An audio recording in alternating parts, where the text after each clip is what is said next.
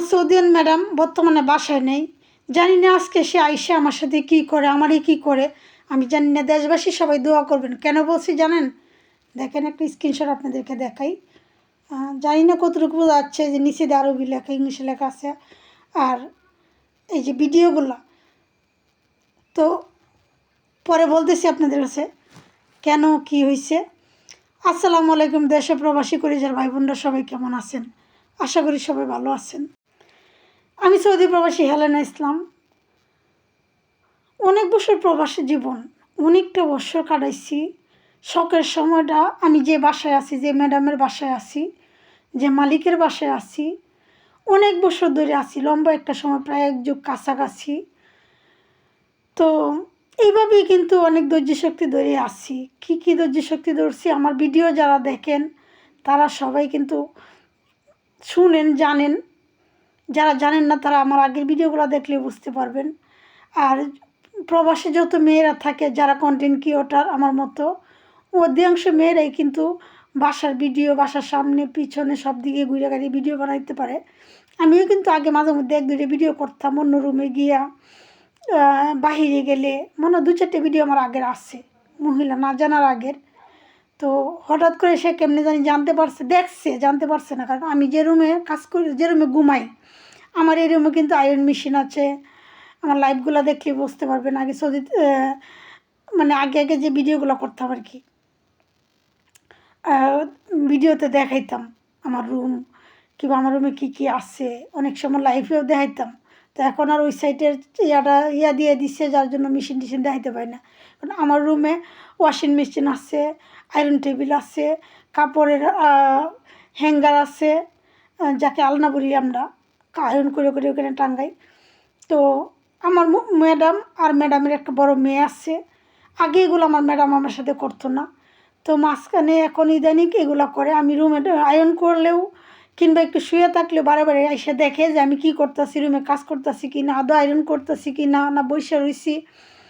এগুলো আগে 3 বছর 4 বছর এরকম করে না। ইদানিং বড়োটা মেয়েটা ছিল, এটা আসার পর থেকে এইসব আমার সাথে করে, এই ব্যবহারগুলো আমার সাথে প্রতিনিয়তই করে সে। তো হঠাৎ করে একদিন আমি ভিডিও বানাইতেছি, এসে দেখে লাইছে। আমার ম্যাডামের বড় মেয়েটা দেখছে যে আমি ভিডিও বানাইতেছি, তো সাথে সাথে গিয়ে তার মারে কইছে।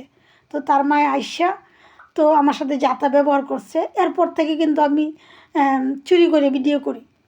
এরপর থেকে কিন্তু আমি চুরি করে ভিডিও করি, ঠিক আছে, যেমনি কেউ ওরা না দেখে। তো এরপরে দিয়েও শুধু দেখছে যে আমি ভিডিও বানাই, কিন্তু আমার টিকটক আইডি বলেন, ফেসবুক আইডি বলেন, ইউটিউব আইডি বলেন, ওরা কিছু পায় নাই। এতদিন কিন্তু ওরা কিছু পায় না। ইদানিং কীভাবে পাইছে আমি জানি না। তো আমাকে সে কিন্তু বাড়িতে নেই, বাপের বাড়িতে গেছে, ওইখান থেকে আমাকে স্ক্রিনশট দিচ্ছে ভিডিওগুলার। কীভাবে আমার এই টিকটক আইডি পায়া ওইখানে ডুইকিয়া তার বাসার থেকে, যে আগের যে বাসার যে ভিডিওগুলো করতাম, ওই ইদানিং মানে আমার আইডিতে ডুইকিয়া আগের যে ভিডিওগুলো, যেগুলো ওর বাড়িতে মানে এই গড়ে কিংবা বাড়ির সামনের যে ভিডিও করতাম, ওই ভিডিওগুলোর স্ক্রিনশট সে আমাকে দিছে হোয়াটসঅ্যাপে দিয়ে। আমার মানে কোনো কিছু কয় না। তো আমি বুঝতে পারলাম যে সে আমাকে দিদাইছে। তো আমি তাকে সরাসরি ভয়েস মেসেজ করছি যে টিকটক ভিডিও করছে তো কী হয়েছে। তো সে আবার একটা ইংলিশ লেখছে, আপনার প্রথম ইয়াতে টাইটেলে দেখতে পারবেন। তো ইংলিশ দিছে, আপনাদেরকে আবার একটু দেখাই। দেখেন, প্রথম কিন্তু ইংলিশ না, প্রথম দিছে আরবি দিছে, আরবি লেখা দিছে, পরে আবার ইংলিশ দিচ্ছে। আমি কিন্তু এর আগেই এগুলো পাইয়ে তার একটা মেসেজ না, পরে আমি তারে মেসেজ করলাম। তো ওই যে দেখেন, বোঝার জন্য দিচ্ছে। আর ওই যে ভিডিওগুলো দেখেন, আবারও আপনাদেরকে দেখাইলাম। তো তারপরে আমি তাকে প্রশ্ন করলাম, যে আমি তাকে মেসেজ করলাম যে কী হয়েছে, আমি তো ভিডিও করছি, তো কী হয়েছে তোর? সৌদি আরবে যত দেশের কাজের মেয়ে, যেমন ইউথোপিয়ার মেয়ে সৌদি আরবে কাজ করে, কাবাসিয়ার কিছু মেয়েরা সৌদি আরবে কাজ করে, শ্রীলঙ্কা, ইন্ডিয়ান অনেক মেয়েরা কিন্তু কাজ করে। আমার তো জীবনে এত বছর প্রবাস জীবনে অনেক কাজের মেয়েদের সাথে পরিচয় হয়েছে, তাদের ফ্যামিলির, তার বাপের বাড়ির ফ্যামিলির, মার বাড়ির ফ্যামিলির অনেক কাজের মেয়ের সাথে পরিচয় হয়েছে। তা আমি বললাম সবাই তো ভিডিও করে, টিকটক ভিডিও করে না, যেমন কোনো মেয়ের নেই, কাজের মেয়ে নেই। তা আমি করছি কী হয়েছে? সে কোনো উত্তর দিল না আমাকে। আমি আবার বললাম যে আমি ভিডিও করছি কী হয়েছে? তো এই ভিডিওগুলো প্রথম কিন্তু ছবি দিছে, পরে আবার ভিডিওগুলো দিছে, ওগুলো স্ক্রিনশট দেখাই নেই। তো পরে আবার ভিডিও দিচ্ছে আমাকে ডাউনলোড দিয়ে। তা আমি বললাম ভিডিও তো করছি, তো কী হচ্ছে, তো এগুলো কেন আমার দিতেছস? কোনো উত্তর সে আমাকে দেয় নাই। তো তাতে বোঝা গেল সে বাসায় আইসা হয়তো আমার সাথে তুমুল ঝগড়া কিংবা অন্য কোনো খারাপ ব্যবহার আমার সাথে করতে পারে। এই জন্য বলছি দেশবাসী সবাই আমার সাথে আমার জন্য দোয়া করবেন, আর ভালোবেসে সবাই পাশে যেভাবে আছেন এভাবেই থাকবেন ইনশাআল্লাহ।